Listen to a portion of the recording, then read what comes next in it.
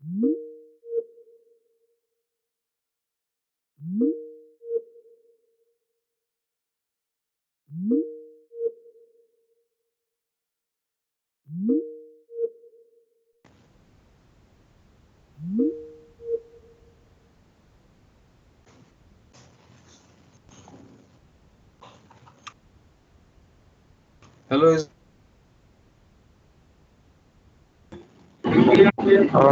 Screen दिसत आहे.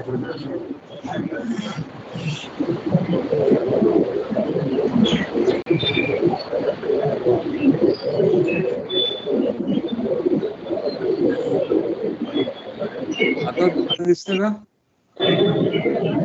नाही सर. हा आता दिसते क्लिअर आहे. Ah. So we'll continue with our yesterday's session on quality management, and today we will cover the issues in quality management.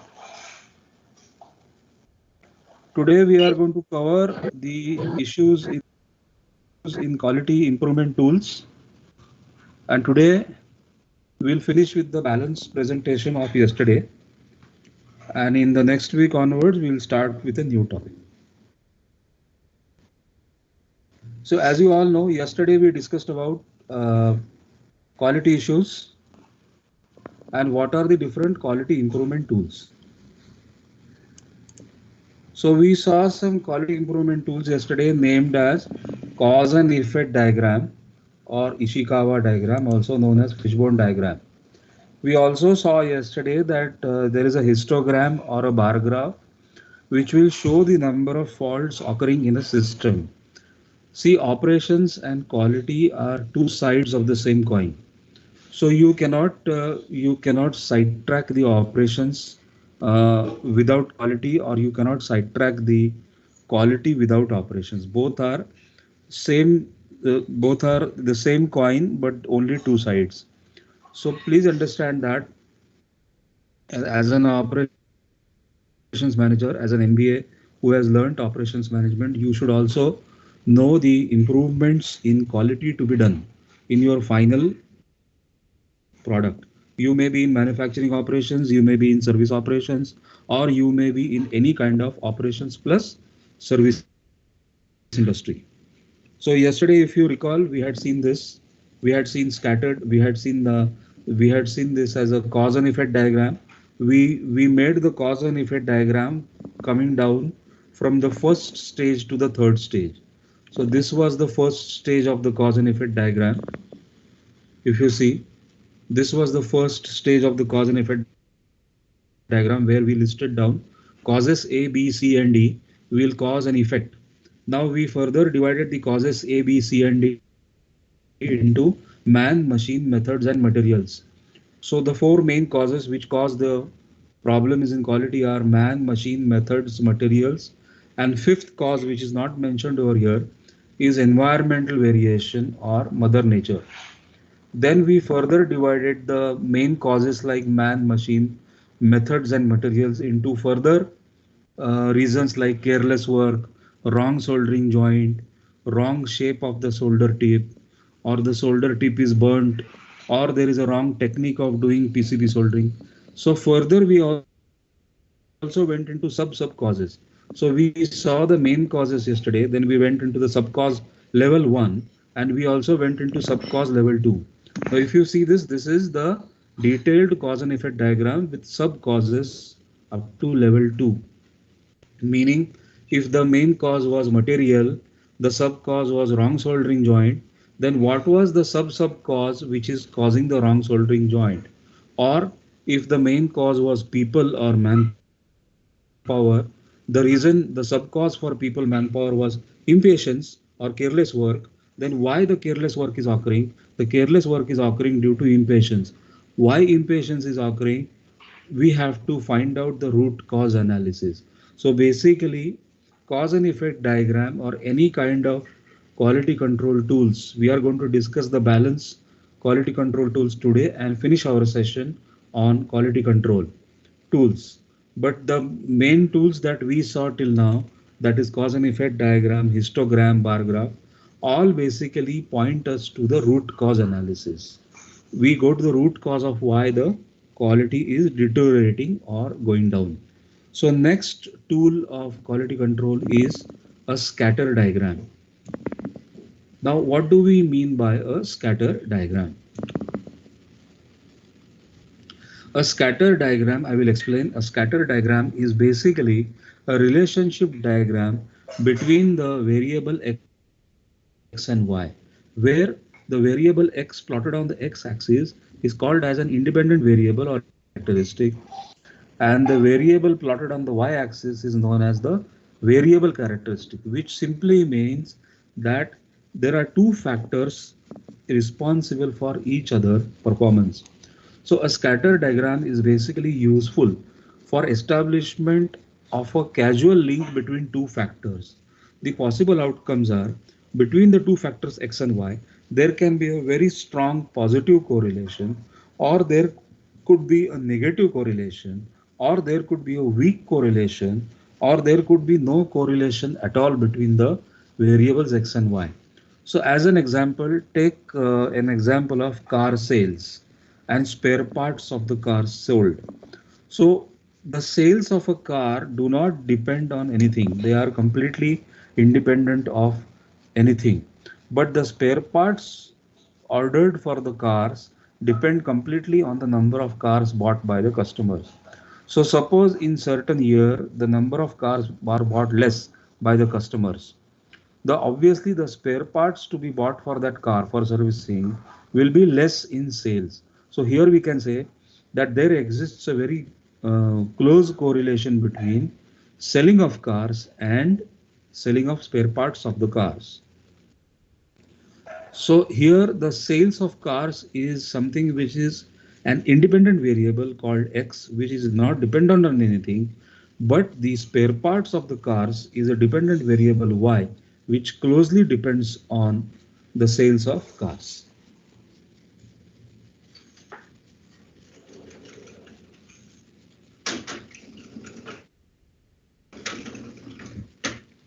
So this is what is depicted by a scatter diagram.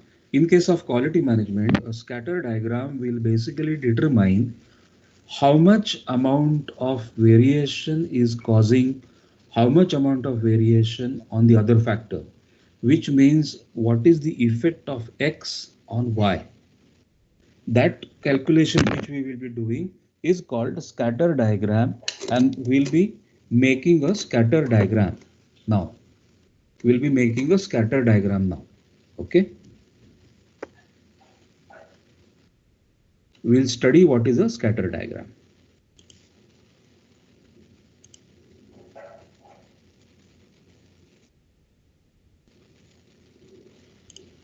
See, this is how the scatter diagram should look ideally. See, the x is plotted on horizontal axis and the y is plotted on vertical axis. Now you can see with every change in x, there is some change in y. With every change in x, there is some change in y. So let us start from 0, 0. When x is 1, y is approximately 4.5. Please have a look at this picture in detail.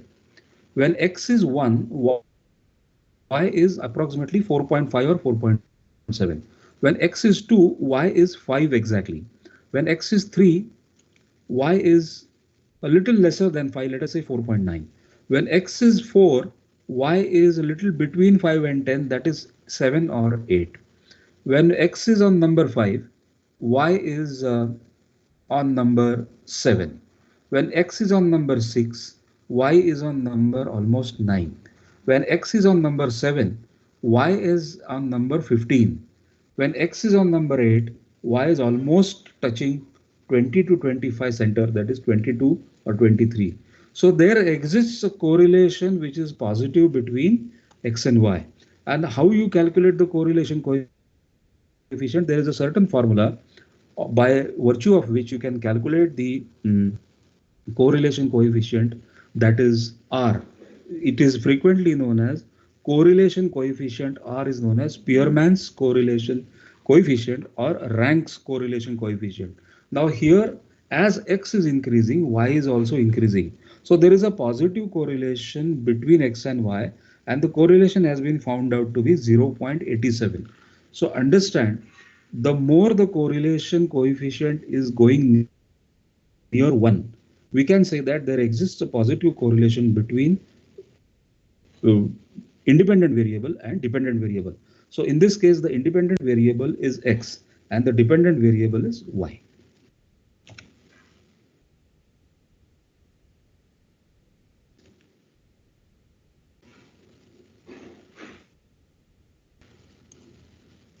Now have a look at this diagram. This is exactly the opposite which I showed you 1 minute back. There is a negative correlationship. How can we say there is a negative correlationship? When x is 1, y is almost 90. When x is 2, y is almost 65. When x is 3, y is almost 45. When x is 4, y is almost 50. So what is happening? As x is increasing, y is decreasing. Now we very well know here there is a correlation between the x and y. What is the equation for correlation? Y is equal to function of x. Y is equal to f of x. So since y is dependent on the values of x, here the x values are decreasing, the x values are increasing and the y values are decreasing. So there is a perfect negative correlation, and that coefficient is come to 0.97 after calculation. So we can very well say that here y is not dependent on x, but if x increases, y will decrease. So there is a negative correlation. Now let us go ahead. Now see, this is a weak correlation. If x is increasing, y may increase or y may not increase. So there is absolutely no correlation between x and y. When x is 1, y is 50. When x is 2, y is 20. When x is 3, y is 35. When x is 4, y is 15. So there is actually no correlation, and it is a weak correlation. So when the correlation coefficient is nearing 0.5, the correlation is weak. If the correlation coefficient is more than 0.75, the correlation is strong. If the correlation coefficient is less than minus 0.75, the correlation is a weak correlation. You understand what I mean? Now here there is absolutely no correlation because the correlation coefficient is minus 0.6. So these four cases are there which we need to study in quality. In scatter diagram, a scatter diagram is nothing but the another name for scatter diagram is also known as correlationship diagram or correlationship coefficient analysis. So there can be four ways of discussing a relationship between x and y. Either the relationship between x and y is perfectly positive, either the relationship between x and y is perfectly negative, either the relationship between x and y is weak, or there is absolutely no correlation between x and y.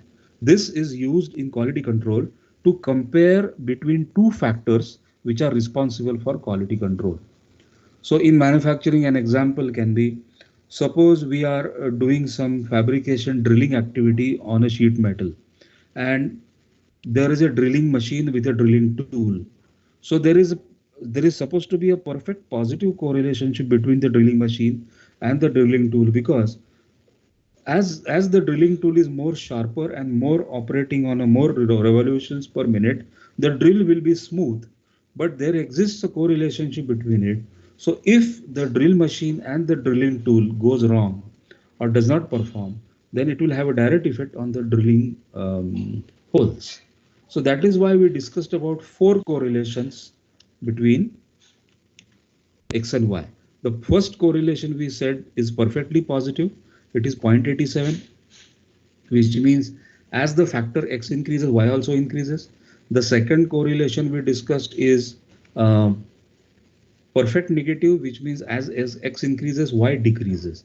The third correlation we discussed is weak, which means as x increases, y does not increase in the same proportion, but y is having scattered. That is why it is called scatter diagram. And in the fourth case, we saw that there is absolutely no correlation between x and y. As x increases, y may not increase or y may not decrease. There is absolutely no relationship between x and y. Try to understand, in quality control, we always try to correlate two factors with each other while analyzing the quality of the product. Is this understood? Scatter diagram or correlationship diagram? Yes, sir. See, this correlationship and scatter diagram can also be used in management in marketing. As I gave you an example, the sale of spare parts of a car are completely dependent on the number of cars sold, or the sale of food items like fast food items are completely dependent on time zone. So the maximum sale of food items will be online through Swiggy, Zomato, or Food Panda will be between the lunch times and breakfast times. So there exists a very correlation, a very close correlationship between time frame and ordering of food online. Similarly, you can establish a correlationship between two factors in any business management application.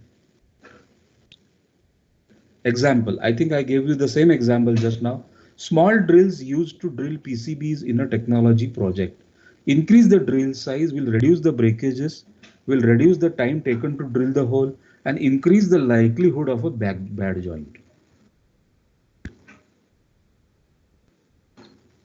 So let us take a small data of the drill diameter and the number of drills broken. Now have a look at this data on your screen. On the left hand side, you have the diameter of the drilling tool, zero point 0.8, 0.9, 1.0 and 1.2. All dimensions are in millimeters. Then the number of bad joints you can see. Number of bad joints for drill diameter of 0.8 is 6. Number of bad joints for drill diameter of 0.9 is 7. Number of bad joints for drill diameter of 1.0 is 12. Number of bad joints for drill diameter of 1.2 is 15. So time taken per hole. Now if the drill diameter is 0.8, the time taken is 30 seconds. And how many drills are broken? 7. So what is the correlation between the drill diameter and time taken per hole? Is it positive or negative? Can anyone tell me what is the correlation between drill diameter and time taken for drilling a hole? Is it a perfect positive or perfect negative? Perfect negative. Correct. It is perfect negative because if the drilling diameter of the hole, if the drill diameter increases, the time taken for drilling the hole decreases, or vice versa. If the drill diameter of the hole decreases, the time taken for drilling the hole increases. So the time taken for drilling a hole with a drill of zero point 0.8 is 30 seconds. But the time taken to drill the same hole with a drill diameter of 1.2 is 10 seconds. So we have reduced our time from 30 seconds to 10 seconds. And then number of drills broken. Now you can see if the drill is diameter of 0.8, then 7 drills are broken. If the diameter of the drill is 0.9, 6 drills are broken. If the diameter of the drill is 1.0, only 5 drills are broken. And if the diameter of the drill is 1.2, only 5 drills are broken. So there exists a perfect negative correlation between uh, drill diameter and time taken to drill the hole, and drill diameter and number of drills broken. Because if the drill diameter increases, the time taken to drill the hole will decrease, as well as the number of drills breaking will also decrease. But what will increase? Number of bad joints will increase. So there is a perfect correlation positive between drill diameter and number of bad joints. Am I right, Sagar? Yes, sir. बरोबर है ना? Oh, There is a perfect positive correlation between drill diameter and number of bad joints. yes, sir. So if the drill diameter increases, number of bad joint will also increase. But if the drill diameter increases, the time taken to drill the hole will decrease, and the number of drills breaking will also decrease. So here itself you have three different correlations. Friends, here itself on this chart you have three different correlations. The drill diameter remains the same. Now here who is the dependent variable and who is the independent variable? Obviously the diameter of the drill is independent variable, and number of bad joints, time taken to drill the hole, and number of drills broken are dependent variables. You understand? So if we try to plot the graph of the drill diameter with respect to all these three quality parameters, then the graph will be like this. See, the number of defective joints will increase with the increase in the drill diameter. The number of drill breakages will decrease with the increase in the drill diameter on the bottom graph. And the number of the time taken to drill will decrease by increasing the drill diameter hole. So what is the optimum size of the drill to use? Compromise will be involved, no right answer. There cannot be any right or wrong answer for a correlationship diagram. You will have to find out the correlationship coefficient. So there is nothing right or wrong in a correlationship diagram. You will have to optimize it and you will have to find out at what point or at what drill diameter you should be using so that you will have the minimum drill breakages and you will have the minimum time required to drill and there will be minimum defective joints. So what are the three problems in this? The three problems are number of bad joints, time taken to drill the hole and number of drills breaking. So there is no right or wrong answer. Now only one good thing is if you increase the drill diameter or diameter of the drill tool, then the breakages of the drill tools are coming down from 7 to 5 they have come to. But still what is happening? The dry joints or defective joints have increased and also the time has decreased. So the only two things have decreased. Drill tool breaking, number of drill tools breaking and time required to drill the hole. Two things have reduced. But one thing has increased. And what is that one thing which is increased? Defective joints have increased. So defective joint, you cannot afford to have a defective joint, you see. Okay, you are reducing the breakages of your drill tools, you are reducing the time to drill, but you cannot afford to produce bad quality with the defective soldering joint tools. So you will have to find out the perfect size of the drill machine or drill tool to achieve uh, less amount of defective joints, less amount of breakages, and less time taken for drilling the hole. So this question will come to our mind. What is the optimum size of the drill to use? Is there a compromise to be involved? Is there a right answer? There is no right answer. You will have to find out. So degradation of quality attributes. What makes degradation of quality attributes? Or why degradation of quality attributes occur? Or how can we describe the degradation of quality attributes? If it comes to product characteristics, we can say that the product should be waterproof, it should be resistant to corrosion. The quality attributes for this should be effectiveness of a seal between the casing and the lid.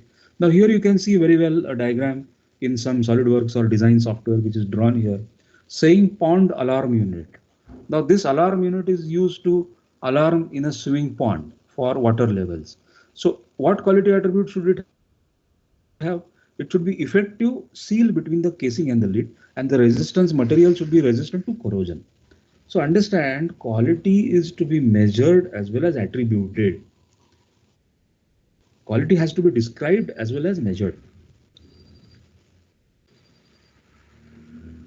So what can be the ideal situation for this example of a pond alarm? Unit is completely waterproof and corrosion resistant. So how will you design? While design stage, student choices made are materials and manufacturing processes. So the cover will be plastic on a CNC router and the casing will be tin plate and soldered. So you can decide your quality initially. So see what are the degradation of quality attributes? What are the factors which are degradation factors of quality attributes? How accurately the parts are manufactured? Tolerance achieved, bending the tin plate, soldering technique, and flux may cause some surface corrosion. So these can degrade this product. What compromise you will do? Function satisfactorily in the rain but not when submerged. Last a specified number of years. This compromise you will have to do.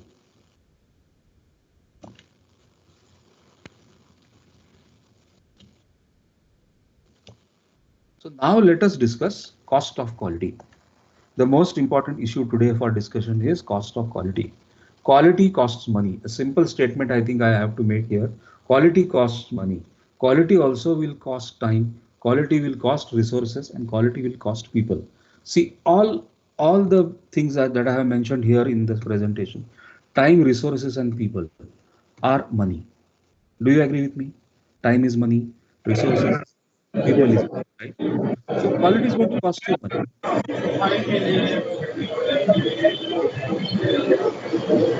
This is the important factor of cost of quality.